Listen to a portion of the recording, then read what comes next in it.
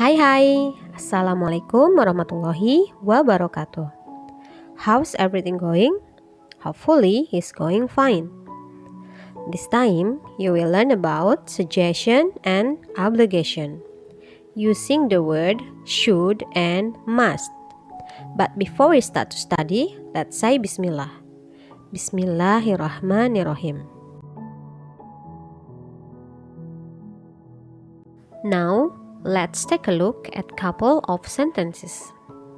The first sentence is, boy should go to the dentist. The second is, boy must go to the dentist. Both are using modal should and must that have same meaning. Perhatikan kedua kalimat ini.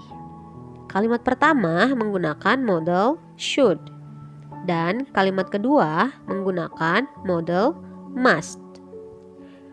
Perlu diketahui, should dan must merupakan modal atau kata kerja bantu.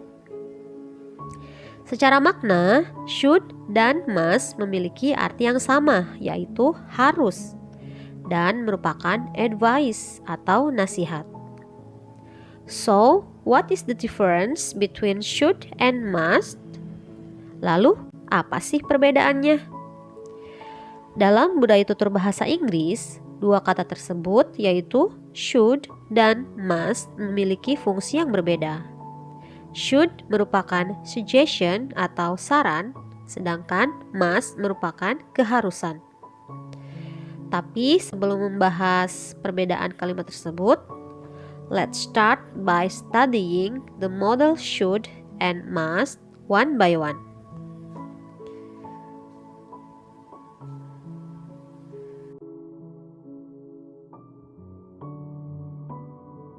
Firstly, we are gonna talk about suggestion.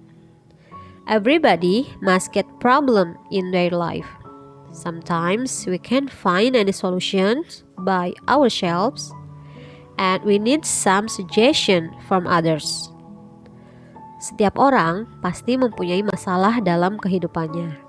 Kadang-kadang kita nggak bisa mengatasi masalah kita sendiri dan kita membutuhkan saran dari orang lain.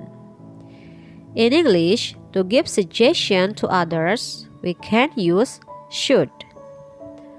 Dalam bahasa Inggris, untuk memberikan saran kepada orang lain, kita bisa menggunakan modal atau kata kerja bantu, yaitu should. The function of suggestion. Should is used when we want to give advice or a suggestion to someone. Should digunakan untuk memberi saran atau nasihat kepada seseorang. Should expresses an obligation that is not as strong as must. Should juga digunakan untuk memberikan nasihat yang tidak terlalu kuat, tidak sekuat must, dan sifatnya tidak wajib. Yang namanya saran sifatnya tidak wajib ya. Kalau mau dikerjakan ya silakan. Kalau tidak juga ya nggak apa-apa. Seperti itu ya. Now let's move to obligation. Obligation is something that you must do. Obligation merupakan sesuatu yang harus dilakukan pada situasi tertentu yang sifatnya wajib. The function of obligations are to express obligation or duty, untuk menyatakan keharusan atau kewajiban, a strong recommendation, memberikan nasihat yang kuat, and it produces the consequences, memiliki konsekuensi atau akibat. Now, let's talk about pattern atau pola kalimat. Should dan must memiliki pola kalimat yang sama, yaitu kalimat diawali dengan subjek. Selanjutnya ada kata modal yaitu should dan must. Kemudian verb atau kata kerja bentuk pertama atau infinitive. Selanjutnya ada kata objek. Bisa juga ditambahkan complement atau kalimat pelengkap. Contohnya, boy should go to the dentist. Or, boy must go to the dentist. Sekarang, mari kita bahas contoh kalimat yang menggunakan model should dan must yang sudah diberikan di awal materi. The first sentence is, boy should go to the dentist. Boy harus atau seharusnya pergi ke dokter gigi. The second is, boy must go to the dentist. Boy harus atau wajib pergi ke dokter gigi. Sekilas, kedua kalimat ini sepertinya tidak memiliki perbedaan ya. Keduanya memiliki saran diharuskan pergi ke dokter gigi. Tapi, kedua kalimat tersebut memiliki fungsi yang berbeda. The first sentence is, boy should go to the dentist.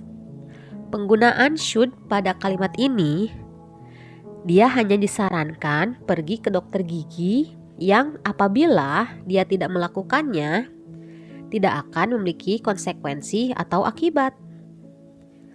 Pada kasus kalimat pertama, mungkin dia hanya disarankan melakukan pemeriksaan rutin saja, atau hanya sakit gigi biasa yang apabila dia tidak pergi ke dokter gigi, tidak akan menyebabkan akibat yang serius.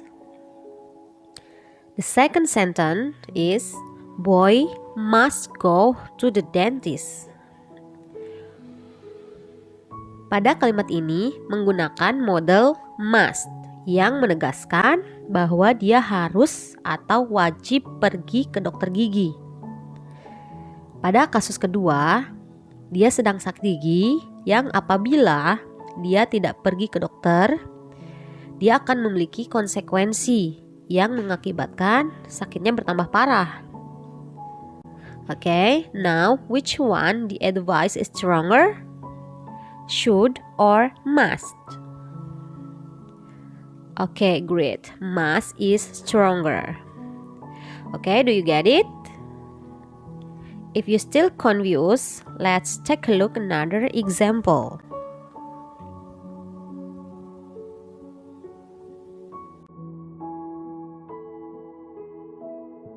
Here are some examples by using should and must.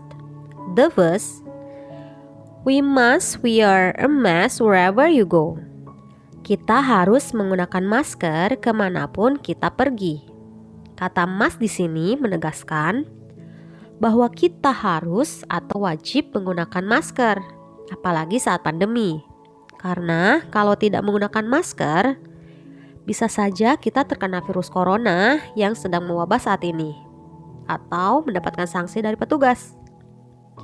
The second, we should use reusable bags when shopping. Kita seharusnya menggunakan tas yang dapat digunakan kembali saat berbelanja. Pada kata should di sini hanya menyarankan untuk menggunakan tas yang dapat digunakan kembali. Kalaupun tidak, ya nggak masalah. The third, plants must have light and water to grow. Tanaman harus mendapatkan cahaya dan air untuk tumbuh. Pada kalimat ini, must mewajibkan tanaman harus mendapatkan cahaya dan air. Kalau tidak, pasti tanaman tersebut akan mati. The fourth, your hair is too long. You should get a haircut. Rambutmu sudah panjang, kamu sebaiknya memotong rambut. Pada kata should di sini hanya menyarankan untuk memotong rambut. Kalau tidak juga tidak apa-apa. Tidak akan menyebabkan hal yang serius.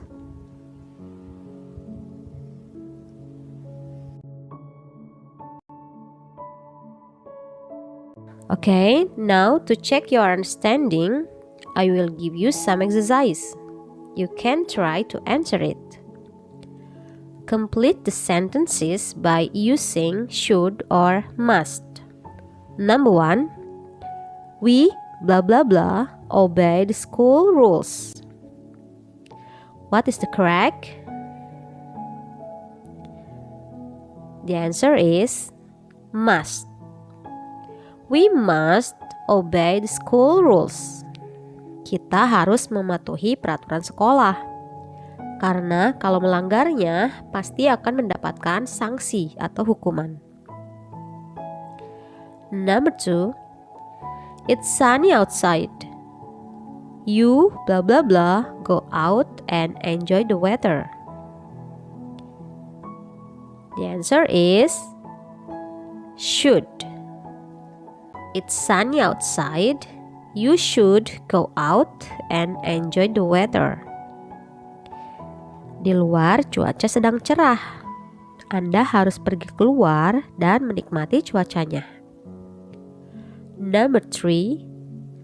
We blah blah blah have driving license to drive a car. The answer is must. We must have a driving license to drive a car. Kita harus memiliki SIM untuk bisa mengendarai mobil.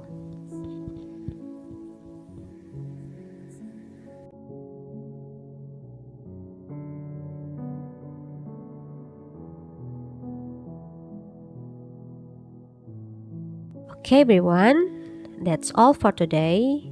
I hope this video will be useful.